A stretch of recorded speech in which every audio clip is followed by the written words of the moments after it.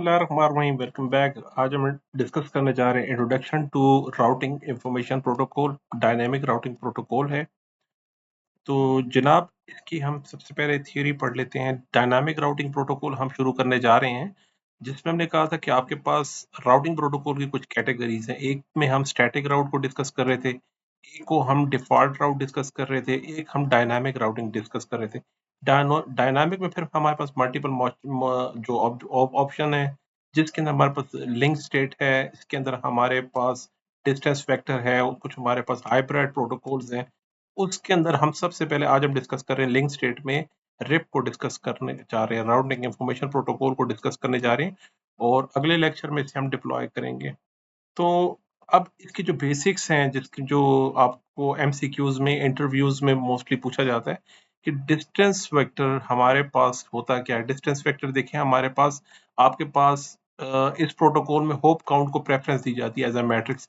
अब हमारे पास एक सोर्स से डेस्टिनेशन तक एक हमारे पास एक सिस्टम है, जिसके पास मल्टीपल ऑप्शन है। फॉर एग्जांपल, वो यहाँ से भी जा सकता है, वो यहाँ से भी जा सकता है अपने फाइनल डेस्टिनेशन की तरफ।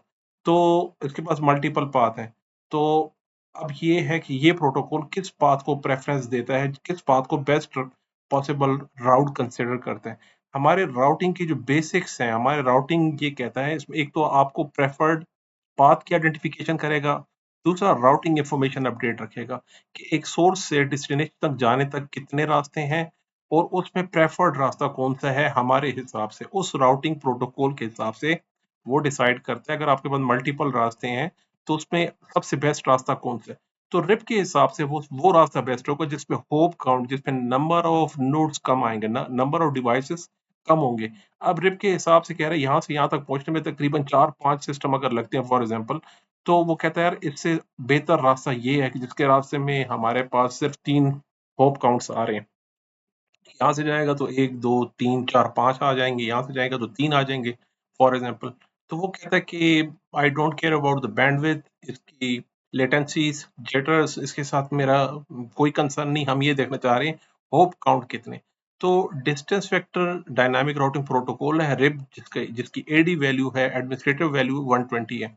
और पिछले लेक्चर में आपको अच्छे से अंदाजा हो गया होगा कि ये कितनी इंपॉर्टेंस रखता है हमारे राउटिंग इंफॉर्मेशन में। अगर मल्टीपल एडी वैल्यूज हैं, जिसमें सबसे कम जिसकी एडी वैल्यू होगी, हमारी सारी ट्रैफिक उसी तरफ डाइवर्ट हो जाएगी।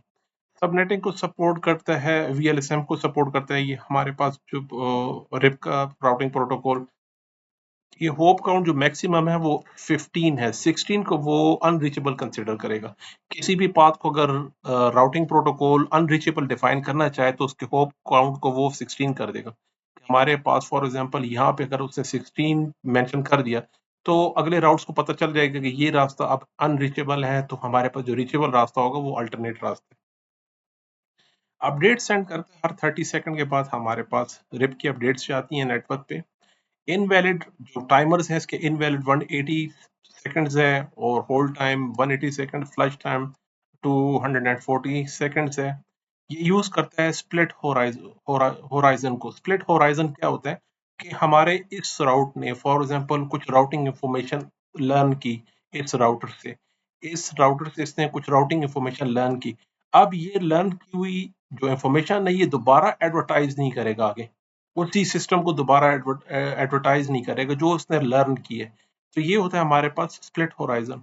और जो पॉइजन रिवर्स होता है, उसमें अगर अगर फॉर एग्जांपल एक राउटर ने लर्न कर दिया कि मेरे पास एक राउट अनरीचेबल आ गया, उसकी इंफॉर्मेशन वो बाकी राउट जो कनेक्टेड उसके नेबर है उसे भी बता देता है कि मेरे पास जो ये राउट है वो अब अनरीचेबल है, आप उस राउट की एडवर्टाइजमेंट ना कीजिएगा। अगर फॉर एग्जांपल ये हमारे पास राउटर मजीद फर्दर राउट राउट से कनेक्टेड है, इंटरनल कनेक्टेड है, तो अगर किसी राउट का कोई पाथ अनरीचेबल आ जाता है, तो वो बाकी राउट्स को भी इन्फॉर्म कर देता है अपनी अपडेट्स में कि ये राउट जो है, इसका आप होप काउंट 16 कंसिडर कर लीजिए। 16 मतलब वो अनरीचेबल हो गया ये राउट। इसी तरह ट्रिगर करता है अपडेट्स, इसके 2 वर्जन है, वर्जन 1 है, वर्जन 2 है। वर्जन 1 हमारे ब्रॉडकास्ट को यूज किया जाता है, और वर्जन 1 में, रिप वर्जन 1 में। रिप वर्जन 2 में मल्टीकास्ट एड्रेस, ये एड्रेस यूज किया जाता है। अब हम वायरट्रैक पे भी देख सकते हैं, जहाँ पे हमारे पास राउटिंग प्रोटोकॉल रिप की जो मौजूद होगी, तो आपको ये वाले एड्रेस वहाँ दिखाई दे रहा होगा 224.0.0.9। हमारे पास वर्जन 2 सपोर्ट करता है राउट टैग्स को, MD5 की हैशिंग को यूज करता है, प्लेन टेक्स्ट ऑथेंटिकेशन को यूज करता है, यूज किया जा सकता है। इसमें क्लासफुल और क्लासलेस दोनों राउटिंग इस्तेमाल हो सकती है। हम लैब में देखेंगे इसके में क्या डिफरेंस है। ये ऑपरेट करता है पोर्ट 520 को, और OSI लेयर 4 पे ये काम करता है। हमारे पास लोड बैलेंसिंग के लिए इक्वल कॉस्ट ये सपोर्ट करेगा 4 इक्वल कॉस्ट तक लोड बैलेंसिंग के लिए। अगर आपके पास हमारे पास 4 राउट्स हैं, फॉर एग्जांपल यहाँ पर हमारे पास ये 1 है, ये 2, ये 3 और ये 4, तो मैक्सिमम 4 पाथ को इक्वल कॉस्ट के 4 पाथ को हमारे पास लोड बैलेंसिंग में रिवर्जन यूज कर सकता है। जैसा कि मैंने बताया कि रिप जो है हमारे पास होप काउंट को यूज करते हैं कि नंबर ऑफ डिवाइसेस में कितने आ रहे। Hop count refers to number of routers between the source and destination network, जैसे हमने डिस्कस किया। Route with fewer host is considered the most efficient and selected path. कह रहा है कि जो रास्ते में जो सबसे कम जिस रास्ते में राउट आएंगे, मेरे हिसाब से वो सबसे बेस्ट पाथ होगा सोर्स से डेस्टिनेशन तक। ये हमारे पास जनाब सोर्स है और ये हमारे पास डेस्टिनेशन है, और उसका एक रास्ता तो ये वाला है हम कह सकते हैं, और लेट सपोज एक दूसरा रास्ता है जिसके अंदर हमारे पास एक से ज्यादा नंबर ऑफ होप काउंट थोड़े ज्यादा हैं, तो हमेशा वो इस पाथ को जहाँ पे होप काउंट कम आ रहा है तो वो उसी को प्रेफर करेगा।